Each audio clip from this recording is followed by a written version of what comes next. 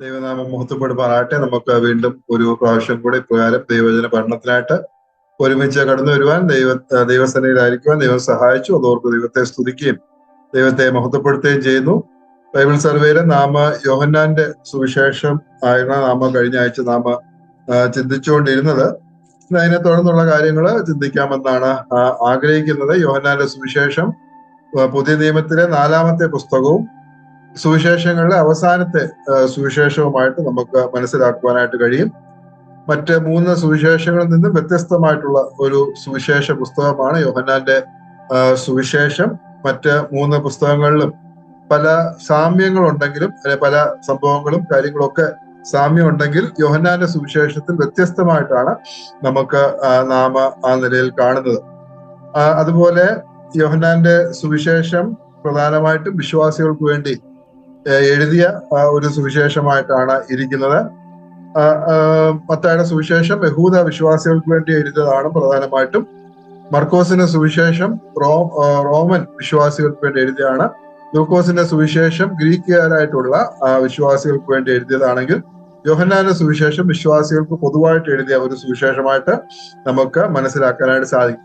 കർത്താവ് യേശു ക്രിസ്തുവിനെ സമ്പൂർണ്ണ ദൈവത്വം ആണ്, കർത്താവിനെ ഒരു സമ്പൂർണ്ണ ദൈവമായിട്ടാണ് യോഹന്നാന്റെ സുവിശേഷത്തിൽ യോഹന്നാൻ ചിത്രീകരിച്ചിരിക്കുന്നത് നമുക്ക് മനസ്സിലാക്കാൻ സാധിക്കും. ഇതിന്റെ എഴുത്തുകാരനെ കുറിച്ച് നാം കഴിഞ്ഞ ആഴ്ച നാം ചിന്തിക്കുകയുണ്ടായി.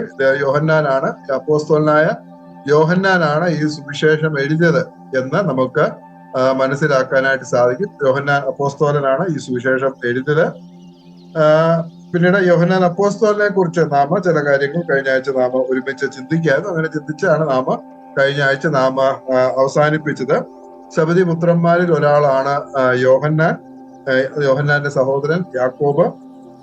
യോഹന്നാനെ കർത്താവ് വിളിച്ചു, തന്നെ അനുഗമിക്കുവാനായിട്ട് വിളിച്ചു. അങ്ങനെ യോഹന്നാൻ സകലവും വിട്ട് കർത്താവിനെ അനുഗമിക്കുന്ന കാഴ്ച നമുക്ക് കഴിഞ്ഞ ആഴ്ച നമുക്ക് കാണുകയുണ്ടായി. യോഹന്നാൻ കർത്താവ് വളരെ സ്നേഹിച്ച ഒരു ശിഷ്യനായിട്ടാണ് യോഹന്നാൻ തന്നെ പരിചയപ്പെടുത്തുന്നത്. കർത്താവ് സ്നേഹിച്ച ശിഷ്യൻ, അല്ലെങ്കിൽ കർത്താവിന്റെ മാറോട് ചേർന്നിരുന്ന ശിഷ്യൻ എന്ന യോഹന്നാനെ കുറിച്ച് യോഹന്നാൻ രേഖപ്പെടുത്തിയിരിക്കും നമുക്ക് മനസ്സിലാക്കാനായിട്ട് സാധിക്കും. ഈ സുവിശേഷത്തിൽ ഒരിടത്ത് പോലും യോഹന്നാൻ തന്റെ പേര് വെളിപ്പെടുത്തിയിട്ടില്ല, തന്റെ പേര് പറഞ്ഞിട്ടില്ല. യോഹന്നാൻ എന്നുള്ള പേര് നമുക്ക് കാണാൻ സാധിക്കും. യോഹന്നാൻ സ്നാപകനെ കുറിച്ച് നാം ഇതിൽ വായിക്കുന്നുണ്ട്. പക്ഷെ യോഹന്നാൻ ഇതിന്റെ എഴുത്തുകാരനായിട്ടുള്ള യോഹന്നാൻ അപ്പോസ്തലൻ തന്റെ പേര് ഒരിക്കലും ഈ പുസ്തകത്തില് പറയുന്നതായിട്ട് നാം കാണുന്നില്ല. അപ്പോൾ തന്നെ പരിചയപ്പെടുത്തുന്നത് യേശു സ്നേഹിച്ച ശിഷ്യൻ, അല്ലെങ്കിൽ ആ നിലയിലാണ് യോഹന്നാൻ തന്നെ പരിചയപ്പെടുത്തുന്നത് എന്ന് നമുക്ക് മനസ്സിലാക്കാനായിട്ട് സാധിക്കും. അത് മാത്രമല്ല, യോഹന്നാൻ കർത്താവിന്റെ പ്രത്യേക സ്നേഹവും വാത്സല്യവും അനുഭവിച്ച ഒരു ശിഷ്യനാണ് യോഹന്നാൻ എന്ന് നമുക്ക് കഴിഞ്ഞ ആഴ്ച നമുക്ക് കാണുകയുണ്ടായി. അത് കർത്താവിന്റെ വളരെ അടുത്ത ശിഷ്യന്മാരിൽ ഒരാളായിരുന്നു യോഹന്നാൻ. ചില വിശേഷ അവസരങ്ങളില് കർത്താവ് യോഹന്നാനെ കൂട്ടിക്കൊണ്ട്, പത്രോസിനെയും യാക്കോബിനെയും യോഹന്നാനെയും കൂട്ടിക്കൊണ്ട് പോകുന്നത് നാം കാണുന്നുണ്ട്. അത് മാത്രമല്ല, നാം കഴിഞ്ഞ ആഴ്ച ചിന്തിക്കേണ്ട കർത്താവിന്റെ ക്രൂശ് വരെയും കർത്താവിനെ അനുഗമിച്ച ഒരു ശിഷ്യനായിരുന്നു യോഹന്നാൻ എന്ന് പറയുന്നത്. അങ്ങനെ യോഹന്നാനെ കുറിച്ച് നമുക്ക് കഴിഞ്ഞ ആഴ്ച അല്പമായിട്ട് ചിന്തിക്കുവാനായിട്ട് ഇടയായി. യോഹന്നാനെ പത്മോസ് ദ്വീപിലേക്ക് നാടുകടത്തി ഡൊമീഷ്യൻ ചക്രവർത്തിയുടെ സമയത്ത്, അതിനുശേഷം അവിടെ നിന്ന് മോചിതനായി തിരിച്ച് വരികയും എഫെസോസ് സഭയിലെ മൂപ്പനായിട്ട് അവിടെ സഭയുള്ള ബന്ധത്തിലായിരിക്കുകയും ചെയ്തു. അങ്ങനെ എഫെസോസില് തന്റെ മരണം വരെയും എഫെസോസിലായിരുന്നതായിട്ട് നമുക്ക് മനസ്സിലാക്കാനായിട്ട് സാധിക്കും. ആ സമയത്താണ് യോഹന്നാൻ ഈ 5 പുസ്തകങ്ങൾ എഴുതുന്നത്. യോഹന്നാന്റെ സുവിശേഷം, യോഹന്നാന്റെ 3 ലേഖനങ്ങള്, വെളിപ്പാട് പുസ്തകം, ഈ 5 പുസ്തകങ്ങളും ആ സമയത്താണ് തന്റെ വാർദ്ധക്യത്തിന്റെ സമയത്താണ് എഴുതിയത്. എഫെസോസിൽ ഇരുന്നുകൊണ്ടാണ് എഴുതിയത് നമുക്ക് മനസ്സിലാക്കാനായിട്ട് സാധിക്കും. ശിഷ്യന്മാരില് സ്വാഭാവിക മരണം ലഭിച്ച ഒരേ ഒരു ശിഷ്യനാണ് യോഹന്നാൻ. ബാക്കി എല്ലാവരും രക്തസാക്ഷികളായിട്ട് തീരുകയായിരുന്നു. പക്ഷെ യോഹന്നാനാണ് സ്വാഭാവിക മരണം ലഭിച്ചത്. അപ്പോസ്തലന്മാരിൽ ഏറ്റവും അവസാനം മരിച്ചതും യോഹന്നാനാണ്. യോഹന്നാനെ സ്നേഹത്തിന്റെ അപ്പോസ്തലനായിട്ടാണ് നമുക്ക് കാണാൻ സാധിക്കുന്നത്. ഈ എഴുത്തുകളെല്ലാം യോഹന്നാൻ ദൈവസ്നേഹത്തിന് ഊന്നൽ കൊടുത്തിരിക്കുന്നതായിട്ട് നമുക്ക് മനസ്സിലാക്കാനായിട്ട് സാധിക്കുന്നത്. കർത്താവിന്റെ സ്നേഹം, ദൈവസ്നേഹം ആവോളം അനുഭവിച്ച ഒരു ശിഷ്യനാണ് യോഹന്നാൻ. കർത്താവിന്റെ മാറോട് ചേർന്നിരുന്ന ശിഷ്യനാണ് യോഹന്നാൻ. കർത്താവിന്റെ ശരീരത്തിന്റെ ചൂട് അനുഭവിച്ച, അല്ലെങ്കിൽ കർത്താവിന്റെ ഹൃദയത്തിന്റെ സ്പന്ദനം വരെയും വളരെ കൃത്യമായിട്ട് കേൾക്കുവാൻ ഭാഗ്യം ലഭിച്ച ഒരു വ്യക്തിയാണ് യോഹന്നാൻ അപ്പോസ്തലൻ. ഇപ്പോൾ കർത്താവിന്റെ സ്നേഹം ആവോളം തനിക്ക് അനുഭവിക്കുവാനായിട്ട് ഇടയായിട്ട് തീർന്നു. ആ യോഹന്നാൻ പിന്നീട് സ്നേഹത്തിന്റെ അപ്പോസ്തലനായിട്ട് തീരുന്നത് നമുക്ക് കാണാനായിട്ട് സാധിക്കും. യോഹന്നാൻ സ്നേഹത്തിന്റെ അപ്പോസ്തലനായിട്ടാണ് യോഹന്നാനെ പൊതുവെ അറിയപ്പെടുന്നത്. ഇനിയും ഇത് ആർക്ക് വേണ്ടി എഴുതി എന്ന് നാം ചിന്തിച്ചതാണ്. ഈ എഴുതിയത് വിശ്വാസികൾക്ക് പൊതുവായിട്ടാണ് ഇത് എഴുതിയത്. ഈ സുവിശേഷം എഴുതിയത് എന്ന് നമുക്ക് മനസ്സിലാക്കാനായിട്ട് സാധിക്കും. മത്തായിയുടെ സുവിശേഷം യഹൂദ വിശ്വാസികൾക്ക് വേണ്ടിയും, മർക്കോസിന്റെ സുവിശേഷം റോമൻ വിശ്വാസികൾക്ക് വേണ്ടിയും, ലൂക്കോസിന്റെ സുവിശേഷം ഗ്രീക്ക് വിശ്വാസികൾക്ക് വേണ്ടി എഴുതിയതാണെങ്കിൽ യോഹന്നാന്റെ സുവിശേഷം പൊതുവെ വിശ്വാസികൾക്കായിട്ട് എഴുതിയായിട്ട് നമുക്ക് മനസ്സിലാക്കാനായിട്ട് സാധിക്കും. പിന്നീട് ഈ സുവിശേഷം എഴുതിയ സമയവും സ്ഥലത്തെ കുറിച്ച് നാം ചിന്തിക്കുകയാണെങ്കിൽ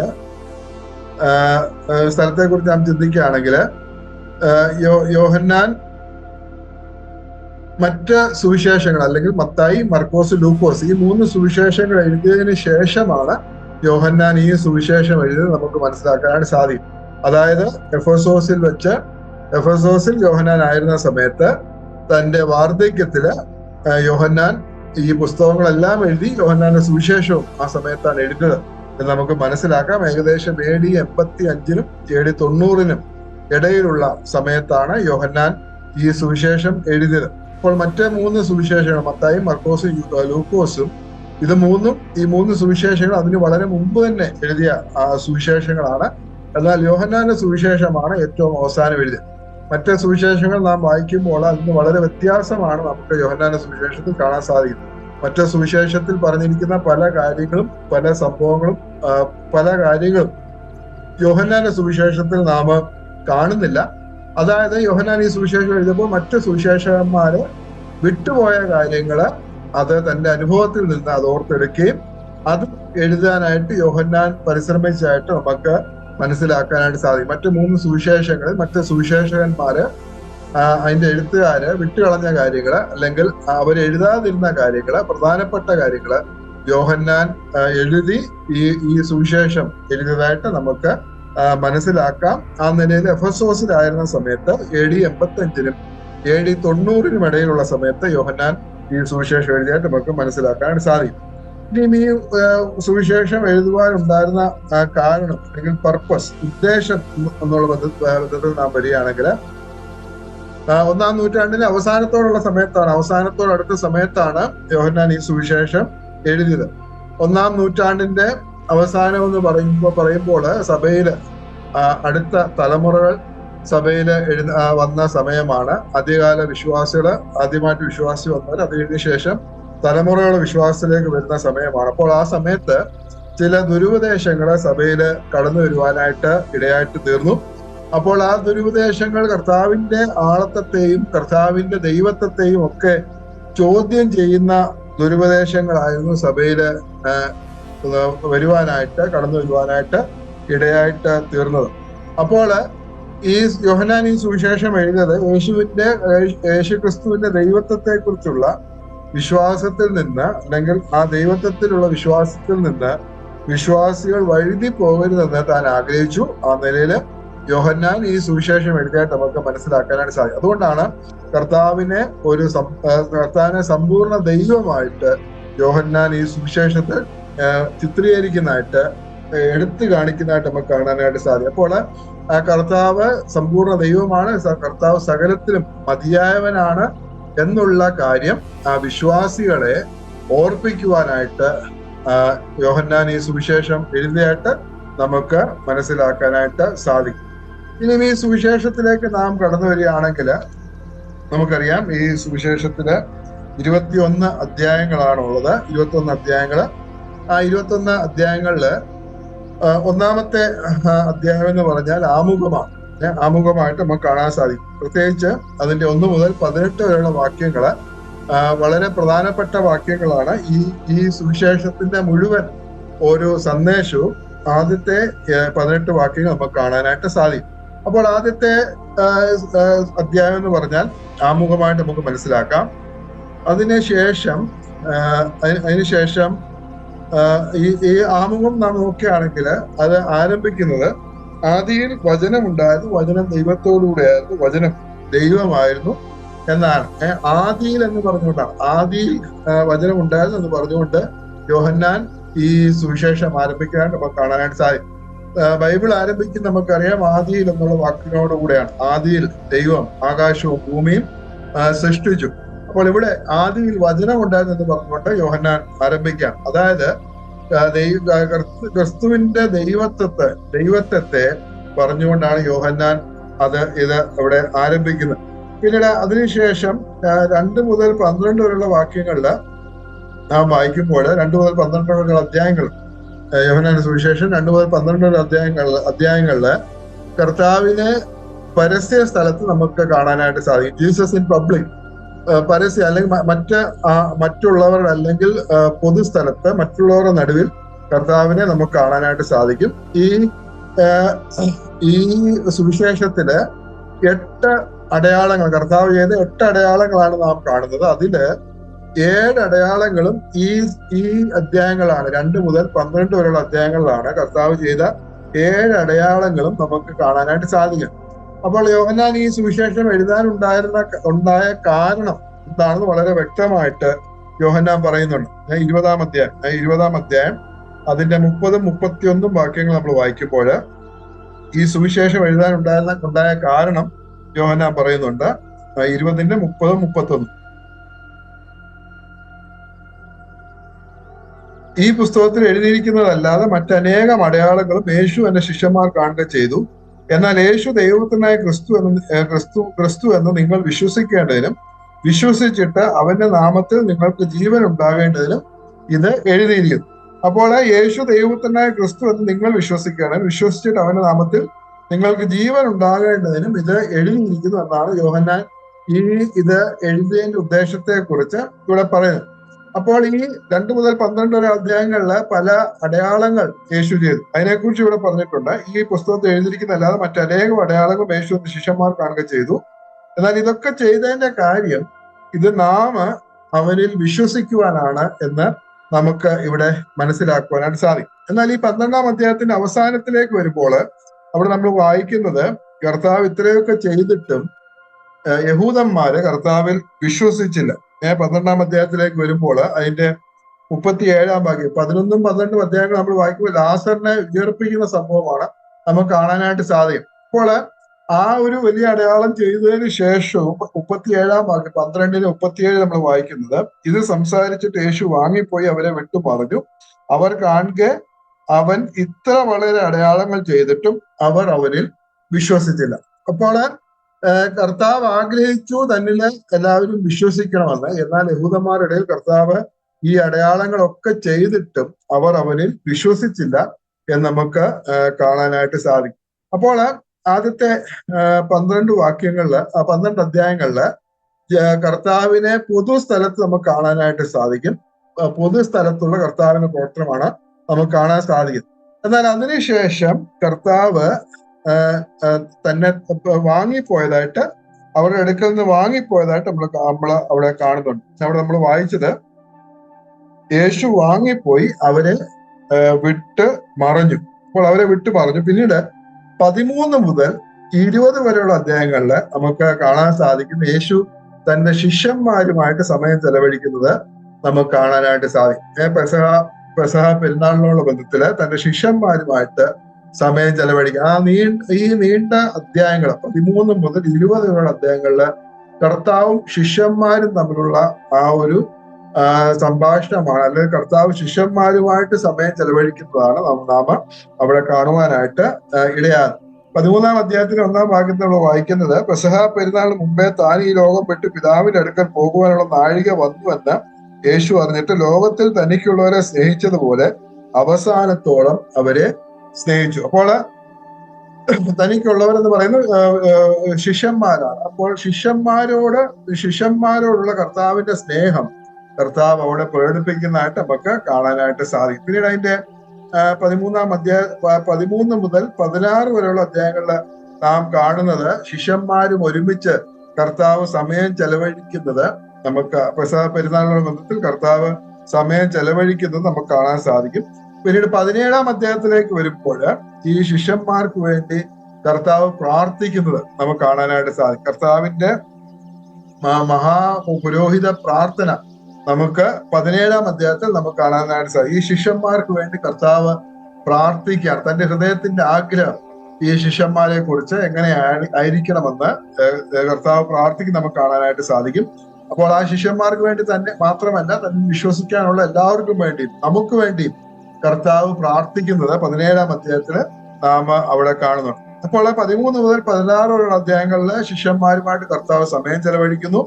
17-ാം അധ്യായത്തില് ശിഷ്യന്മാർക്ക് വേണ്ടി പ്രാർത്ഥിക്കുന്ന കർത്താവിനെ നാം കാണുന്നു. പിന്നീട് 18-ഉം 19-ഉം അധ്യായങ്ങളിലേക്ക് വരുമ്പോൾ ആ ശിഷ്യന്മാർക്ക് വേണ്ടി അവരോടുള്ള സ്നേഹത്തിന്റെ പാരമ്യത്തില് അവർക്ക് വേണ്ടി കഷ്ടം അനുഭവിക്കുകയും അവർക്ക് വേണ്ടി മരിക്കുകയും ചെയ്ത കർത്താവിനെ നമുക്ക് കാണാൻ സാധിക്കും. 18-ഉം 19-ഉം അധ്യായങ്ങൾ.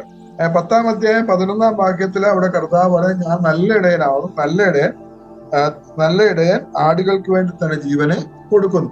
അപ്പോൾ നല്ല ഇടയനായ കർത്താവ് തന്റെ ആടുകൾക്ക് വേണ്ടി തന്റെ ജീവനെ കൊടുക്കുന്നു. ആ നിലയിൽ കർത്താവ് ഈ ശിഷ്യന്മാർക്ക് വേണ്ടി അല്ലെങ്കിൽ നമുക്ക് വേണ്ടി കർത്താവ് കഷ്ടം അനുഭവിക്കുകയും മരിക്കുകയും ചെയ്തത് 18-ഉം 19-ഉം അധ്യായങ്ങളില് നാം അവിടെ കാണുന്നുണ്ട്. എന്നാൽ പിന്നീട് 20-ാം അധ്യായത്തിൽ കർത്താവ് മരണത്തെ ജയിച്ച് ഉയർത്തെഴുന്നേറ്റു. നമുക്ക് വേണ്ടി ഉയർത്തെഴുന്നേൽക്കുന്ന കർത്താവിനെ നമുക്ക് 20-ാം അധ്യായത്തില് കാണാനായിട്ട് സാധിക്കും. അപ്പോൾ യഹൂദന്മാരുടെ ഇടയിൽ കർത്താവ് അത്ഭുതങ്ങൾ പ്രവർത്തിച്ചു, അടയാളങ്ങൾ പ്രവർത്തിച്ചു, അവരുടെ ഇടയിലായിരുന്നു. എന്നാൽ ഇത്രയൊക്കെ അടയാളങ്ങൾ പ്രവർത്തിച്ചിട്ടും കർത്താവ് ആഗ്രഹിച്ചു അവര് കർത്താവിൽ വിശ്വസിക്കണമെന്ന്. എന്നാൽ അവര് കർത്താവിൽ വിശ്വസിച്ചില്ല. അതുകൊണ്ട് കർത്താവ് എന്ത് ചെയ്തു? അവരിൽ നിന്ന് വാങ്ങിപ്പോയി. പിന്നീട് ശിഷ്യന്മാരുമായിട്ട് സമയം ചെലവഴിക്കും നമുക്ക് കാണാനായിട്ട് സാധിക്കും. അപ്പോൾ ശിഷ്യന്മാരെ സ്നേഹിച്ചു, അവരോടുകൂടെ സമയം ചെലവഴിക്കുന്നു, അവർക്ക് വേണ്ടി പ്രാർത്ഥിക്കുന്നു, അവർക്ക് വേണ്ടി കഷ്ടം അനുഭവിച്ച് അവർക്ക് വേണ്ടി മരിക്കുന്നു. പിന്നീട് അവർക്ക് വേണ്ടി കർത്താവ് ഉയർത്തെഴുന്നേൽക്കുന്നു നമുക്ക് കാണാനായിട്ട് സാധിക്കും.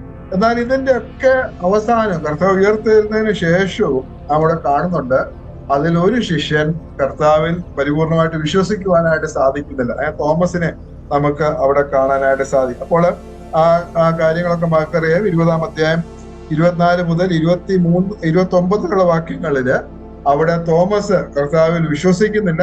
എന്നാൽ പിന്നീട് തോമസ് ഉണ്ടായിരുന്ന സമയത്ത് കർത്താവ് അവിടെ പ്രത്യക്ഷനാകുകയും ആ തോമസിന്റെ സംശയമൊക്കെ മാറ്റുന്നത് നമുക്ക് കാണാനായിട്ട് സാധിക്കും. അപ്പോൾ ആ തോമസിന്റെ അവിശ്വാസത്തിന് ശേഷം ആണ്, അതായത് 24 മുതൽ 29 വാക്യങ്ങൾക്ക് ശേഷമാണ് യോഹന്നാൻ ഈ പുസ്തകം എഴുതിയതിന്റെ ഉദ്ദേശം പറയുന്നത്. 30-ഉം 31-ഉം വാക്യങ്ങളിൽ അതാണ് നാം ആദ്യം വായിച്ചത്. യേശു ദൈവപുത്രനായ ക്രിസ്തു എന്ന് നിങ്ങൾ വിശ്വസിക്കേണ്ടതിനും വിശ്വസിച്ചിട്ട് അവന്റെ നാമത്തിൽ നിങ്ങൾക്ക് ജീവൻ ഉണ്ടാകേണ്ടതിനും ഇത് എഴുതിയിരിക്കുന്നു. അപ്പോൾ ക്രിസ്തു ദൈവപുത്രനാണെന്ന് നാം വിശ്വസിച്ചിട്ട് ജീവൻ ഉണ്ടാകണം. അതിനുവേണ്ടിയാണ് യോഹന്നാൻ ഈ സുവിശേഷം എഴുതിയത് എന്ന് നമുക്ക് മനസ്സിലാക്കാനായിട്ട് സാധിക്കും. പിന്നീട് 21-ാം അധ്യായത്തിലേക്ക് വരുമ്പോൾ ഇതിന്റെ ഉപസംഹാരമാണ്. അവിടെ കർത്താവും 7 ശിഷ്യന്മാരും തമ്മിലുള്ള ആ ഒരു കൂടിക്കാഴ്ചയും തുടർന്നുള്ള കാര്യങ്ങളും നമുക്ക് അവിടെ കാണാനായിട്ട് സാധിക്കും. തിബരിയാസ് കടൽക്കരയിൽ വെച്ചുള്ള സംഭവം നമുക്ക് അറിയാവുന്ന കാര്യങ്ങളാണ്. അവിടെ കർത്താവ് അത്ഭുതകരമായിട്ട് ഇവരെ ശിഷ്യന്മാരെ അവിടെ പോഷിപ്പിക്കുന്നത് നമുക്ക് കാണാനായിട്ട് സാധിക്കും. പിന്നീട് പത്രോസിനെ യഥാസ്ഥാനപ്പെടുത്തുന്ന കർത്താവിനെ നമുക്ക് കാണാൻ സാധിക്കും. പത്രോസിനെ യഥാസ്ഥാനപ്പെടുത്തുമ്പോൾ കർത്താവ് പിന്നെ ചോദിക്കുന്ന ഒരു കാര്യമുണ്ട്. പത്രോസെ, നീ എന്നെ സ്നേഹിക്കുന്നോ? ഇവരിൽ അധികമായിട്ട് നീ എന്നെ സ്നേഹിക്കുന്നോ? കർത്താവ് പിന്നെയും 3 പ്രാവശ്യം പത്രോസിനോട് ചോദിക്കുകയാണ്, നീ എന്നെ സ്നേഹിക്കുന്നോ? കർത്താവിന് അറിയേണ്ട കാര്യം, നാം അവനെ യഥാർത്ഥത്തിൽ സ്നേഹിക്കുന്നുണ്ടോ, നാം അവനിൽ യഥാർത്ഥമായിട്ടും വിശ്വസിക്കുന്നുണ്ടോ എന്നാണ്. അപ്പോൾ കർത്താവ് നമ്മിൽ നിന്ന് ആഗ്രഹിക്കുന്ന നാം അവനിൽ പരിപൂർണമായിട്ട് വിശ്വസിക്കുക, അവനെ പരിപൂർണമായിട്ട് സ്നേഹിക്കുക. അതാണ് കർത്താവ് നമ്മിൽ നിന്ന് ആഗ്രഹിക്കുന്നത്. അതുകൊണ്ട് ഇന്ന് നമ്മുടെ മുമ്പിലുള്ള ചോദ്യവും ഇതാണ്: നാം കർത്താവിനെ പരിപൂർണമായിട്ട് വിശ്വസിക്കുന്നുണ്ടോ, അവനെ പരിപൂർണമായിട്ട് സ്നേഹിക്കുന്നുണ്ടോ? അപ്പോൾ ഈ യോഹന്നാന്റെ സുവിശേഷത്തിന്റെ ഒരു ആകെ സന്ദേശമായിട്ട് നമുക്ക് ഈ നിലയിൽ നമുക്ക് മനസ്സിലാക്കാനായിട്ട് സാധിക്കും. ഇനിയും ഈ പുസ്തകത്തിന്റെ പ്രത്യേകതകളിലേക്ക് നാം വരികയാണെങ്കിൽ, ഈ യോഹന്നാന്റെ സുവിശേഷത്തിന്റെ പ്രത്യേകതകളിലേക്ക് വരികയാണെങ്കിൽ, നമ്മൾ നേരത്തെ പറഞ്ഞതുപോലെ മത്തായി മുതൽ ലൂക്കോസ്, മത്തായി, മർക്കോസ്, ലൂക്കോസ്, ഈ 3 സുവിശേഷങ്ങള് സമാന്തര സുവിശേഷങ്ങളാണ്. അല്ലെങ്കിൽ സിനോപ്റ്റിക് ഗോസ്പൽസ് അല്ലെങ്കിൽ സമവീക്ഷണ സുവിശേഷങ്ങൾ എന്നാണ് അറിയപ്പെടുന്നത്, അല്ലെങ്കിൽ പാരലൽ ഗോസ്പൽസ്, സമാന്തര സുവിശേഷങ്ങളെന്നും ആ 3 സുവിശേഷങ്ങളെ അറിയപ്പെടുന്നതാണ്, മത്തായി, മർക്കോസ്, ലൂക്കോസ്. കാരണം ഇത് 3 നമ്മൾ വായിക്കുമ്പോൾ ഒരേ സംഭവങ്ങളും ഒരേ കാര്യങ്ങളും ഒക്കെ അവിടെ പലയിടത്തും വരുന്നതായിട്ട് നമുക്ക് കാണാനായിട്ട് സാധിക്കും. അപ്പോൾ ആ നിലയിൽ അതിനെ സമാന്തര സുവിശേഷങ്ങളെന്ന് അറിയപ്പെടുന്നു. എന്നാൽ യോഹന്നാന്റെ സുവിശേഷം അതിൽ 3-ൽ നിന്നും വ്യത്യസ്തമായിട്ടുള്ള സുവിശേഷമാണ്. അപ്പോൾ ആ 3 സുവിശേഷങ്ങളിൽ ഇല്ലാത്ത കാര്യങ്ങളാണ് യോഹന്നാൻ ഈ സുവിശേഷത്തിൽ രേഖപ്പെടുത്തിയിരിക്കുന്നത് എന്ന് നമുക്ക് മനസ്സിലാക്കാനായിട്ട് സാധിക്കും. കാരണം കർത്താവിന്റെ ആദ്യ വർഷത്തെ, കർത്താവിന്റെ ശുശ്രൂഷയുടെ, പരസ്യ ശുശ്രൂഷയുടെ ആദ്യ വർഷത്തെ ശുശ്രൂഷയെ പറ്റി യോഹന്നാൻ മാത്രമേ രേഖപ്പെടുത്തിയിട്ടുള്ളൂ. മറ്റു 3 സുവിശേഷകന്മാരും കർത്താവിന്റെ ആദ്യ വർഷത്തെ പ്രവർത്തനത്തെ കുറിച്ച്, ശുശ്രൂഷയെ പറ്റി രേഖപ്പെടുത്തിയിട്ടില്ല. എന്നാൽ യോഹന്നാൻ മാത്രമേ കർത്താവിന്റെ ആദ്യ വർഷത്തെ ശുശ്രൂഷയെ പറ്റി രേഖപ്പെടുത്തിയിട്ടുള്ളൂ. അതുപോലെ മറ്റ് സുവിശേഷങ്ങളിൽ കർത്താവിന്റെ ഗലീലയിലെ ശുശ്രൂഷകളാണ് പ്രധാനമായിട്ടും വിവരിക്കുന്നത്. ഗലീലയിലെ ശുശ്രൂഷകളെ അവര് പ്രധാനമായിട്ട് വിവരിക്കുമ്പോൾ യോഹന്നാൻ യഹൂദിയയിലെ കർത്താവിന്റെ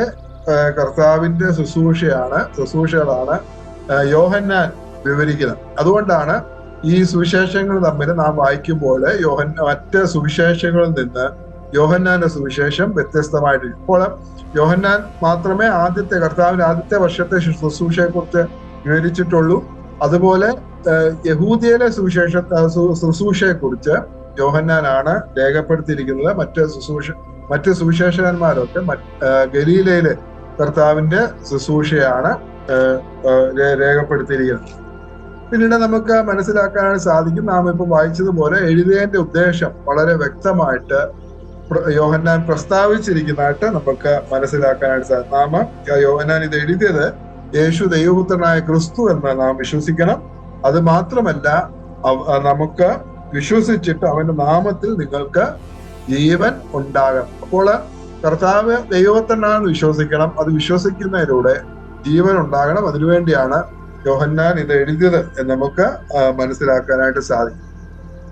പിന്നീട് ഇതിന്റെ പ്രത്യേകത എന്ന് പറഞ്ഞാല് യേശുക്രിസ്തുവിന്റെ ജനനം, വംശാവലി, ബാല്യകാലം, കർത്താവിന്റെ സ്നാനം, സ്വർഗാരോഹണം, ഇതൊക്കെ മറ്റ് സുവിശേഷങ്ങൾ നാം കാണുന്നുണ്ടെങ്കിലും ഇതൊക്കെ ഈ സുവിശേഷത്തിൽ വിട്ടുകളഞ്ഞിരിക്കുന്നതായിട്ട് നമുക്ക് മനസ്സിലാക്കാനായിട്ട് സാധിക്കും. കർത്താവിന്റെ ജനനത്തെക്കുറിച്ചോ വംശാവലിയെക്കുറിച്ചോ ബാല്യകാലത്തെക്കുറിച്ചോ സ്നാനത്തെക്കുറിച്ചോ സ്വർഗാരോഹണത്തെക്കുറിച്ചോ ഒന്നും ഈ സുവിശേഷത്തിൽ നാം കാണുന്നില്ല.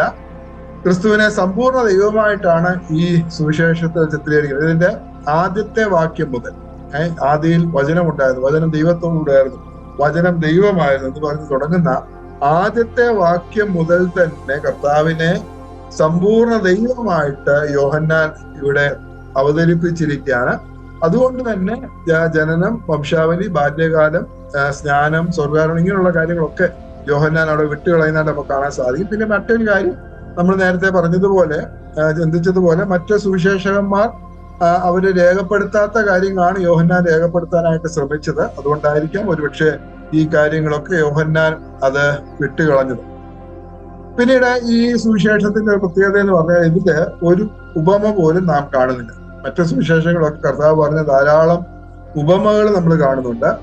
എന്നാൽ യോഹന്നാന്റെ സുവിശേഷത്തില് ഒരു ഉപമ പോലും കർത്താവ്, ഉപമയെന്ന് പറഞ്ഞാൽ നമുക്കറിയാം കഥയായിട്ട് കർത്താവ് പല കാര്യങ്ങളും അവരെ പഠിപ്പിച്ചു, അതിനാണ് ഉപമയെന്ന് പറയുന്നത്. അപ്പോൾ അങ്ങനെയുള്ള ഒരു ഉപമ പോലും നമുക്ക് യോഹന്നാന്റെ സുവിശേഷത്തിൽ കാണാനായിട്ട് സാധിക്കുന്നില്ല. പിന്നീട് ഈ സുവിശേഷത്തില് കർത്താവ് ചെയ്ത 8 അടയാളങ്ങൾ, അത്ഭുതങ്ങൾ ഈ സുവിശേഷത്തിൽ രേഖപ്പെടുത്തിയിരിക്കുന്നതായിട്ട് നമുക്ക് കാണാൻ സാധിക്കും. നമ്മൾ നേരത്തെ പറഞ്ഞതുപോലെ 2 മുതൽ 12 അധ്യായങ്ങളിലാണ് അതില് 7 അടയാളങ്ങളും നാം കാണുന്നത്. എന്നാൽ അവസാനത്തെ അധ്യായം 21-ാം അധ്യായത്തിൽ തിബരിയാസ് കടൽക്കരയിൽ വെച്ച് സംഭവിച്ച അത്ഭുതകരമായിട്ടുള്ള മീൻപിടുത്തമാണ് നാം കാണുന്നത്. അങ്ങനെ 8 അടയാളങ്ങൾ മാത്രമാണ് ഈ സുവിശേഷത്തിൽ രേഖപ്പെടുത്തിയിരിക്കുന്നത്. ഈ 8 അടയാളങ്ങളില് 2 ഒഴികെ ബാക്കി 6 യോഹന്നാന്റെ സുവിശേഷത്തിൽ മാത്രമേ ഉള്ളൂ. 6 അടയാളങ്ങള് യോഹന്നാന്റെ സുവിശേഷത്തിന്റെ വെളിയിൽ നമുക്ക് ഒരിടത്തും മറ്റ് 3 സ്ഥലത്തും നമുക്ക് കാണാനായിട്ട് സാധിക്കത്തില്ല. 2 ഒഴികെ ബാക്കി 6 ഈ യോഹന്നാന്റെ സുവിശേഷത്തിൽ മാത്രമേ നമ്മൾ കാണുന്നുള്ളൂ. മറ്റു സുവിശേഷങ്ങളിൽ ഉള്ള അടയാളങ്ങളാണ് നമുക്കറിയാം. 5 അപ്പം കൊണ്ട് 5000 പേരെ പോഷിപ്പിക്കുന്നത് 6-ാം അധ്യായം 4 മുതൽ 21 വരെയുള്ള വാക്യങ്ങളിൽ അവിടെ 5000 പേരെ പോഷിപ്പിക്കുന്ന കർത്താവിനെ നമുക്ക് കാണാൻ സാധിക്കും. പിന്നീട് അതിനെ തുടർന്ന് തന്നെ കടലിന്റെ വെള്ളത്തിന് മുകളിലൂടെ നടക്കുന്ന കർത്താവിനെ നമുക്ക് കാണാനായിട്ട് സാധിക്കും. ഈ 2 അടയാളങ്ങളാണ് മറ്റു സുവിശേഷങ്ങൾ നാം വായിക്കുന്നത്. എന്നാല് ബാക്കി 6 അടയാളങ്ങൾ യോഹന്നാന്റെ സുവിശേഷത്തിൽ മാത്രമേ നമ്മൾ കാണുന്നുള്ളൂ. കർത്താവ് ചെയ്ത ആദ്യത്തെ അടയാളം മുതൽ ഈ 6 അടയാളങ്ങളും യോഹന്നാന്റെ സുവിശേഷത്തിൽ മാത്രമേ ഉള്ളൂ. ആ 6 അടയാളങ്ങൾ എന്ന് പറയുന്നത് 2-ാം അധ്യായം 1 മുതൽ 11 വരെയുള്ള വാക്യങ്ങളിലെ വെള്ളം വീഞ്ഞാക്കി, കാനാവിലെ കല്യാണത്തിന് വെള്ളം വീഞ്ഞാക്കിയ ഉപമ, അത് ബാക്കി 3 സുവിശേഷങ്ങളും നാം കാണുന്നില്ല. പിന്നീട് 4-ാം അധ്യായം 46 മുതൽ 54 വരെയുള്ള വാക്യങ്ങളില് രാജഭൃത്യന്റെ മകന് സൗഖ്യം നൽകുന്നത്, അത് നമുക്ക് ഈ സുവിശേഷത്തിൽ മാത്രമേ കാണുന്നുള്ളൂ. പിന്നീട് 5-ാം അധ്യായത്തില് ബെഥേസ്ത കുളക്കരയിൽ 5-ാം അധ്യായം 1 മുതൽ 9 വരെ ആ ബെഥേസ്ത കുളക്കരയിലെ രോഗിയുടെ അത്ഭുത സൗഖ്യം, അതും ഈ സുവിശേഷത്തിൽ മാത്രമേ നമുക്ക് കാണാനായിട്ട് സാധിക്കുന്നുള്ളൂ. പിന്നീട് 9-ാം അധ്യായം 1 മുതൽ 7 വരെയുള്ള വാക്യങ്ങളില് പിറവിന്റെ കുരുടന് കാഴ്ച നൽകുന്നത്, അതും ഈ സുവിശേഷത്തിൽ മാത്രമേ ഉള്ളൂ. പിന്നീട് 11-ാം അധ്യായത്തിലേക്ക് വരുമ്പോൾ 17 മുതലുള്ള വാക്യങ്ങളില് ലാസറിനെ ഉയർപ്പിച്ചത്, അത് നമ്മള് ഈ സുവിശേഷത്തിൽ മാത്രമേ നാം കാണുന്നുള്ളൂ.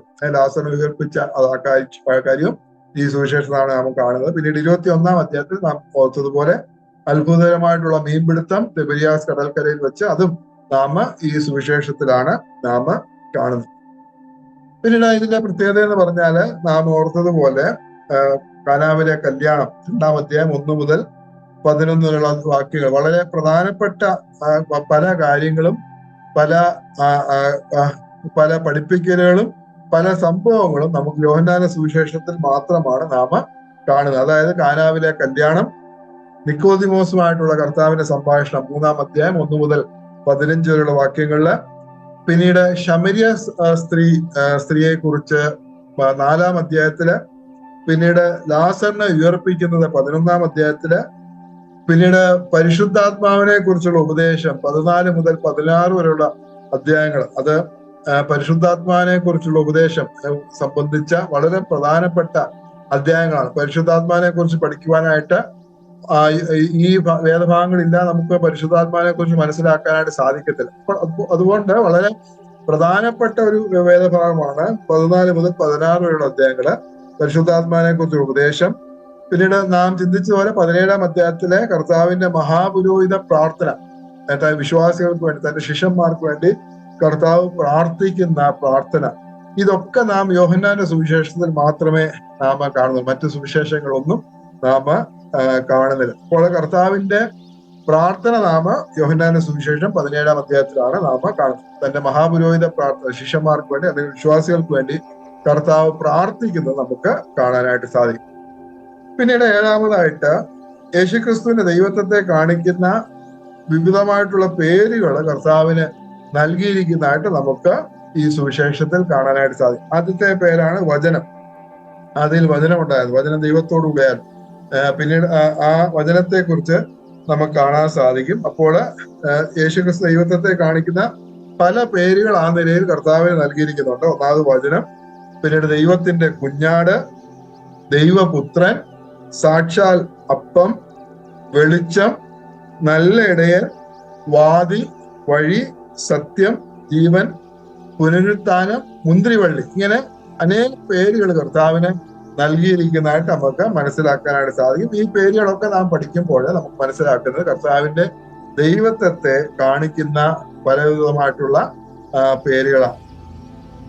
പിന്നീട് ഈ സുവിശേഷത്തില് ക്രിസ്തുവിനെ ദൈവപുത്രൻ എന്ന് സ്ഥാപിക്കുന്നതായിട്ട് നമുക്ക് കാണാൻ സാധിക്കും. അതാ ഈ പുസ്തകത്തിന്റെ അല്ലെങ്കിൽ ഈ സുവിശേഷത്തിന്റെ ഉദ്ദേശം എന്ന് പറയുന്നത് തന്നെ കർത്താവിന്റെ ദൈവത്വമാണ്. അപ്പോൾ യേശുക്രിസ്തു ദൈവപുത്രനാണെന്ന് സ്ഥാപിക്കുന്നത് അനേക സ്ഥലങ്ങളിൽ നമുക്ക് കാണാനായിട്ട് സാധിക്കും. തുടങ്ങുന്നത് തന്നെ കർത്താവിന്റെ ദൈവത്വത്തെ പറഞ്ഞുകൊണ്ടാണ്. അപ്പോൾ ആ വചനം, അതിൽ വചനം ഉണ്ടായിരുന്നത് കർത്താവിന്റെ ദൈവത്വത്തെ കുറിച്ച് പറഞ്ഞുകൊണ്ടാണ് ഇത് ആരംഭിക്കുന്നത് തന്നെ. പിന്നീട് 9-ാം അധ്യായം 35 മുതൽ 38 വരെയുള്ള വാക്യങ്ങൾ വായിക്കാം. 9-ന്റെ 35 മുതൽ 38 വരെ.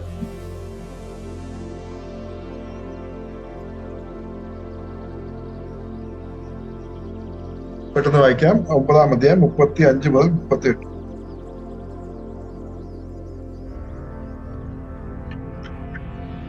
അവനെ പുറത്താക്കി എന്ന് യേശു കേട്ടു. അവനെ കണ്ടപ്പോൾ, നീ ദൈവപുത്രനിൽ വിശ്വസിക്കുന്നുവോ എന്ന് ചോദിച്ചു. അതിന് അവൻ, യജമാനനെ, അവൻ ആരാകുന്നു, ഞാൻ അവനിൽ വിശ്വസിക്കാം എന്ന് ഉത്തരം പറഞ്ഞു. യേശു അവനോട്, നീ അവനെ കണ്ടിട്ടുണ്ട്, നിന്നോട് സംസാരിക്കുന്നവൻ അവൻ തന്നെ എന്ന് പറഞ്ഞു. ഉടനെ അവൻ, കർത്താവേ, ഞാൻ വിശ്വസിക്കുന്നു എന്ന് പറഞ്ഞ് അവനെ നമസ്കരിച്ചു. ഓക്കെ, ഇവിടെ നാം കാണുന്നുണ്ട് പിറവിയിലെ കുരുടന് കാഴ്ച നൽകിയതിനു ശേഷം അവരുമായിട്ടുള്ള സംഭാഷണമാണ് നമ്മളിവിടെ കാണുന്നത്. അപ്പോൾ യേശു ദൈവത്തിനാണെന്ന് സ്ഥാപിക്കുന്നത്, കർത്താവ് സ്ഥാപിക്കും, നമുക്കിവിടെ കാണാനായിട്ട് സാധിക്കും. പിന്നീട് 10-ാം അധ്യായം 29-ാം വാക്യം.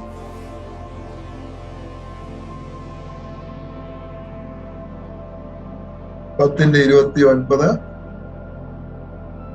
അവയെ തന്നിരിക്കുന്ന എന്റെ പിതാവ് എല്ലാവരിലും വലിയവൻ.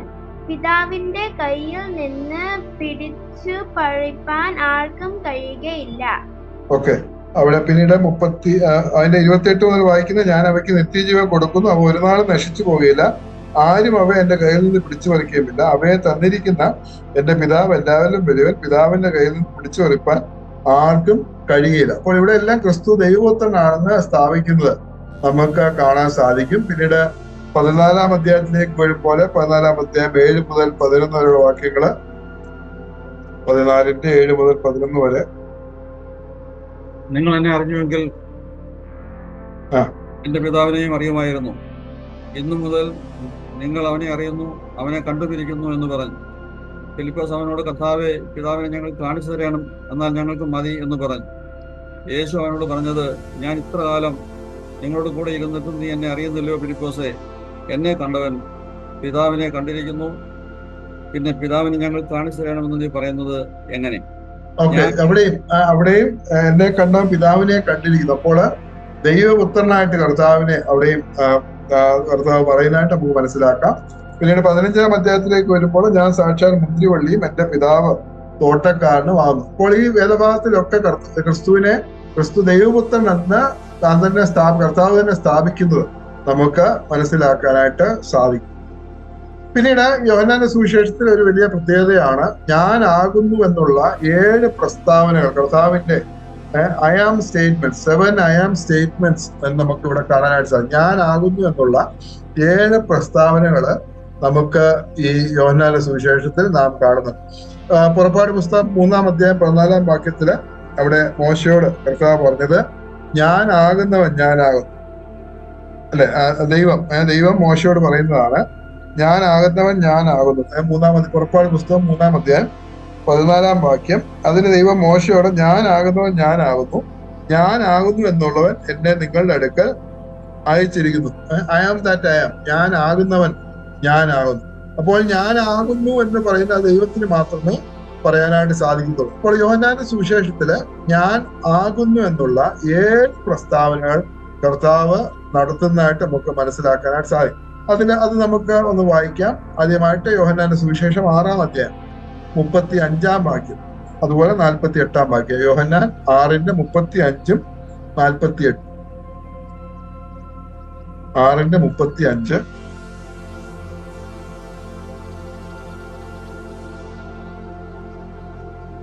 യേശു അവരോട് പറഞ്ഞത്, ഞാൻ ജീവന്റെ അപ്പമാകുന്നു. എന്റെ അടുക്കൽ വരുന്നവന് വിശക്കയില്ല, എന്നിൽ വിശ്വസിക്കുന്നവൻ ഒരു നാളും ദാഹിക്കുകയുമില്ല. അതുപോലെ തന്നെ 48-ാം വാക്യം,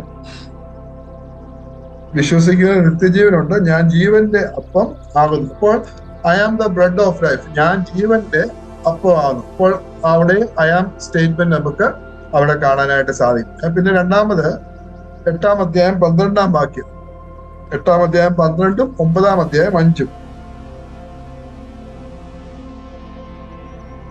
8:12, 9:5.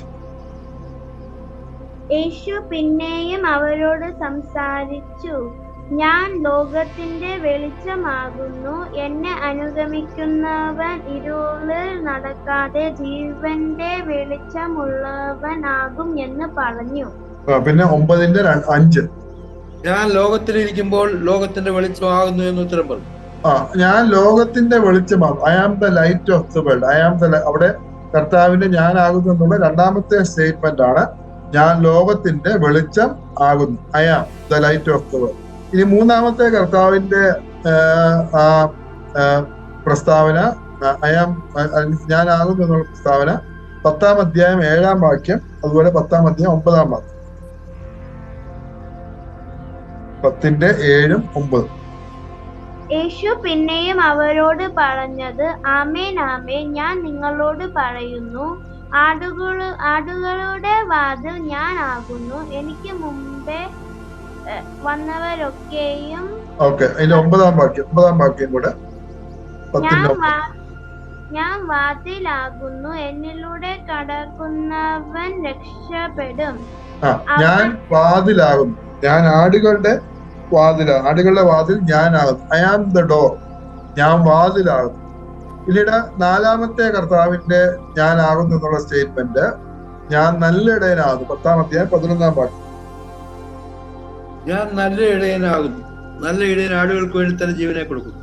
അതിന്റെ 14-ാം വാക്യം കൂടെ. ഞാൻ നല്ല ഇടയൻ, പിതാവ് എന്നെ അറിയുകയും ഞാൻ പിതാവിനെ അറിയുകയും ചെയ്യുന്നു. ഞാൻ നല്ല ഇടയനാകുന്നു. I am the good shepherd. I am the good shepherd. ഞാൻ നല്ല ഇടയൻ ആകുന്നു. പിന്നീട് അടുത്തത് നാം കാണുന്നത് 11-ാം അധ്യായം 25-ാം വാക്യം.